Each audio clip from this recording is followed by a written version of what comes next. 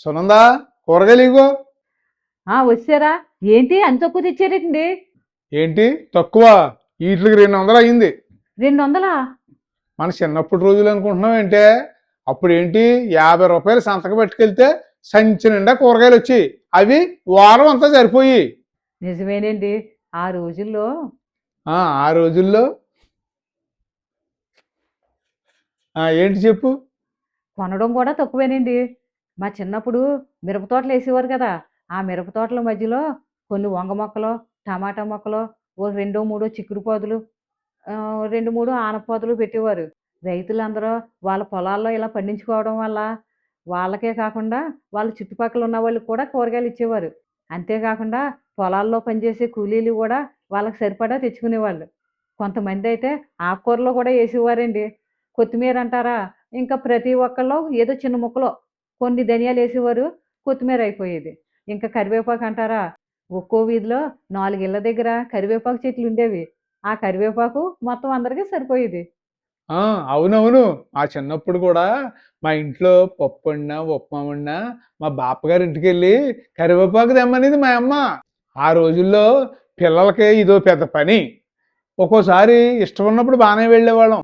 వెళ్ళడానికి ఇష్టం లేనప్పుడు ఒరే తమ్ముడు నువ్వెళ్ళు, ఒరే చెల్లి నువ్వెళ్ళు అని వంతులు వేసుకునేవాళ్ళం.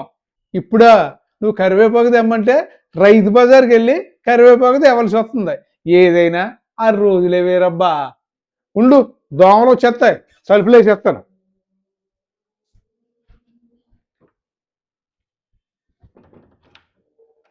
చలి కూడా చాలా ఎక్కువ ఉంది. అమ్మో, ఏదైనా హైదరాబాద్ లో చలి ఎక్కువైపోయింది. నిన్న నాగార్జున సాగర్ వెళ్ళాం, అక్కడ చలి తక్కువ. అంటే ఆంధ్రాలో చలి తక్కువ అని, హైదరాబాద్ లో చలి ఎక్కువ అని. అందుకే అమ్మాయి, సాయంత్రం అయిందంటే తలుపులు బంద్ చేయవలసి వస్తుంది. ఈ చలిమాట దేవుడి ఎరుగ్గానే అసలు విషయం మర్చిపోయాం మనం, కూరగాయల విషయం. మా చిన్నప్పుడు మా ఊళ్ళో కూరగాయల వ్యవహారం ఎలా ఉండేదంటే, మా ఊరంటే కూరగాయలకి మంచి ప్రసిద్ధి. అంటే అన్ని రకాల కూరగాయలకు కాదు, ఓ వంకాయ, ములక్కాడ. మా ఊరు నుంచి డైలీ ఒక లారీ వంకాయలు ఆ రోజుల్లో తప్పనిసరిగా రాజమండ్రి మార్కెట్కి వెళ్ళేవి.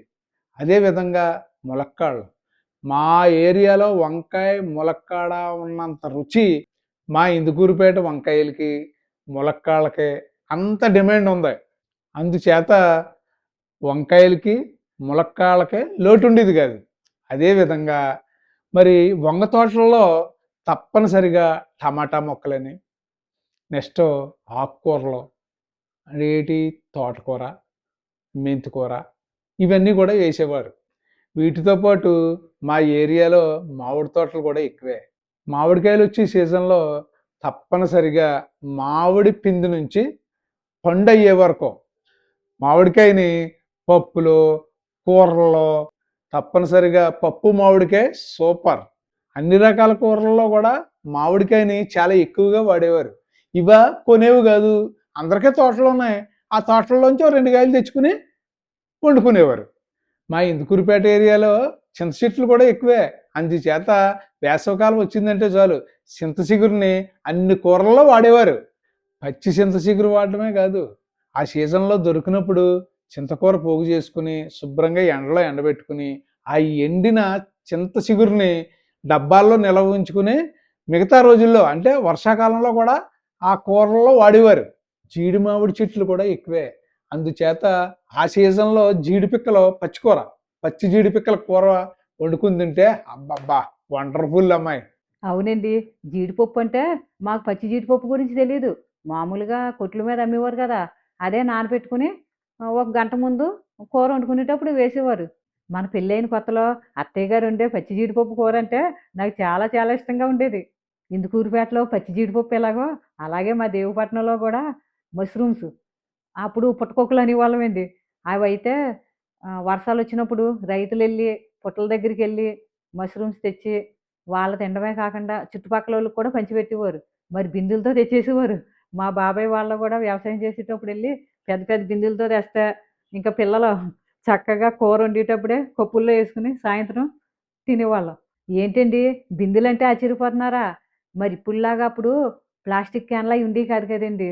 అప్పుడు త్రాగడానికే బిందెలతోటే మంచినీళ్ళు పట్టుకెళ్ళేవారు. అప్పుడు ఖాళీ అయిపోయేయి గదా! వచ్చేటప్పుడు సాయంత్రం ఆ వాటిలతో పాటు పుట్టకుక్కలు తెచ్చేవారు. ఇప్పుడు మష్రూమ్స్ తినాలంటే డబ్బులెట్టి కొనుక్కోవాలి. అప్పుడు ఫ్రీగా వచ్చేవి. ఆ రోజుల్లో డబ్బు ఖర్చు చాలా తక్కువండి. కారం కావాలనుకోండి సంవత్సరం పొడుగునా వాడుకోవడానికే వేసవికాలం ఒకసారి మిరపకాయలు ఆరబెట్టుకుని రోళ్ళు, రోకళ్ళు అందుబాటులో ఉండేవి. కారం దంపుకునేవారు. ఆ దంపుకోవడం గూడా ఒకరోజు ఒకళ్ళింట్లో దంపేవారనుకోండి, తర్వాత రోజు ఇంకొకళ్ళింట్లో. అలాగా ఒక నలుగురు కలిసి సాయం రావడం అనేవారు.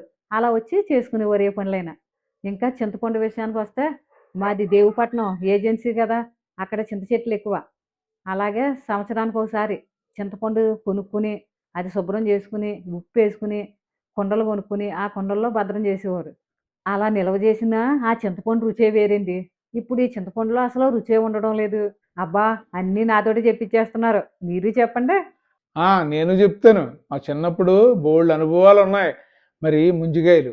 వేసవికాలం వచ్చిందనుకో ముంజికాయలు చక్కగా తినేవాళ్ళం. స్కూల్‌కి ఎప్పుడు సెలవులిస్తారా అని చూసేవాళ్ళం. ఎందుకంటే పిల్లలందరం కలిసి ముంజికాయలు తినడానికి వెళ్ళేవాళ్ళం. మామిడి తోట చుట్టూ తాటి కట్టలుండేవి.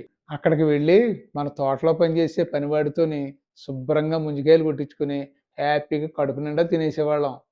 వచ్చేసేటప్పుడు ఇంటికి కొన్ని ముంజికాయ గెలలు కూడా తెచ్చేవాళ్ళం. ఎలా తెచ్చేవాళ్ళం అనుకుంటున్నారు? సైకిళ్ళకి కట్టుకుని తెచ్చుకునేవాళ్ళం. ముంజికాయలు తిన్న తర్వాత వాటిలో పెద్ద ముంజులు తీసుకుని ఎదురుకర్రతో ముంజికాయ బళ్ళు చేసుకునేవాళ్ళం. ఆ బళ్ళుతో ఎన్ని ఆటలో తెలుసా నీకు? బోల్డు పోటీలు పెట్టుకునేవాళ్ళం. ముంజికాయ బళ్ళుకి పోటీలు. ముంజికాయల గురించి నేను చెప్పాను. మరి తాటికాయల గురించి నువ్వు చెప్పు. అవునండోయ్! తాటిపల్లి గురించి చెప్పాలంటే చాలా ఎక్కువే. పొలాలకెళ్ళిన పెద్దోళ్ళు వచ్చేటప్పుడు తప్పకుండా తాటిపళ్ళు తెచ్చేవారు. ఆ పళ్ళుని ఇంటికి తెచ్చాక కాల్చి పిల్లలు ఎంతమందుంటే అంతమందికి ఒక్కొక్క టెంక ఇచ్చేవారు. ఆ టెంకలను అలాగలా చప్పరించుకుంటూ తినేవాళ్ళం. ఆ టేస్ట్ వేరు. ఇంకా కొంతమంది ఏం చేసేవారు, ఆ గుజ్జుతోటి దాంట్లో వరి నూక కలిపి, బెల్లం కలిపి తాటి రొట్లు, తాటి బూర్లు వేసేవారు. అయ్యయితే 2 రోజులు నిలవుండేయి. చాలా చాలా బావుండేయి. కొంతమంది పిల్లలు మేము తినం మాకిష్టం కాదంటే, పెద్దవాళ్ళు ఏం చెప్పేవారంటే, "ఒరేయ్ పిల్లలు ఇప్పుడు తినాలిరా ఇవన్నీని. ఇవి తినడం వల్ల కంటికి మంచిదని" చెప్పేవారు. ఇప్పుడు అర్థమవుతుందండి. పెద్దవాళ్ళు అప్పుడు అలా ఎందుకు చెప్పేవారో. ఆ రోజుల్లో పిల్లలెవరికీ స్పెట్స్ పడేవి కాదు. ఇప్పుడు చూడండి కాన్వెంట్ పిల్లలకు కూడా స్పెట్స్ అయ్యి అంటున్నారు. అంటే ఏ విటమిన్ లోపం. అంటే తాటిపల్లుల్లో ఏ విటమిన్ ఎంత సమృద్ధిగా ఉందో చూడండి. ఇలా చెప్పుకుంటూ పోతే చాలా చాలా ఉన్నాయి కదా! అవును. సీజనల్ ఫ్రూట్స్ కూడా చక్కగా తినేవాళ్ళం. అన్నీ కూడా ఫ్రీయే. ఏంటనుకుంటున్నావు? నారింజకాయలు, సీతాఫలాలు, సపోటాలు, ఉసిరికాయలు ఇవే కాకుండా రేగుబళ్ళు. చిన్నవుండేవి పుల్ల రేగుబళ్ళవి. వాక్కాయలు, వెలక్కాయలు, టెంకపప్పు, తేగలు ఇలా ఎన్నెన్నో ప్రకృతి ప్రసాదించిన ఆహారాలని తిని హ్యాపీగా ఎంజాయ్ చేసేవాళ్ళం. ఇవన్నీ ఫ్రీ అండి. డబ్బులిచ్చుకునేవి కాదు. మనం ఏమైనా డబ్బులిచ్చుకున్నామా? నిజమేండి. ఊర్లో 10 జామ చెట్లున్నాయంటే ఊరందరికీ సరిపడా జాంకాయలుండేయి. దేవీపట్నంలో గోదావరి ఒడ్డంట చింత చెట్లుండేవి. ఆ చెట్ల నుంచి కాయలు చక్కగా కోసుకొని పిల్లలందరూ తిని పెద్దోళ్ళకి కూడా ఇంటికి పట్టుకెళ్ళేవాళ్ళం. ఇంక చాలులేండి. మనకేమన్నా మాటలు తక్కువా? ఇలా మాటలు చెప్పుకుంటూ పోతే మన వంట ఎప్పుడవుద్ది? మీరు కూరగాయలు తెచ్చారు. నేను వంట చెయ్యాలి. ఇదండి నాటికి నేటికి తేడా. ఆ రోజుల్లో ఫ్రీగా దొరికేవి. ఈ రోజుల్లో డబ్బులిచ్చుకుని కొనాల. అదే కాదండోయ్ ఆ రోజుల్లో నాణ్యత ఉండేది. ఈ రోజుల్లో కెమికల్స్ వల్ల నాణ్యత లేదు. మరి తప్పదు కదండి తినేద్దాం. ఇదండి నాటికి నేటికి తేడా. ఈ వీడియో నచ్చితే లైక్ చేయండి, షేర్ చేయండి, సబ్స్క్రైబ్ చేసుకోండి. మరొక వీడియోతో మళ్ళీ కలుద్దాం. Thank you.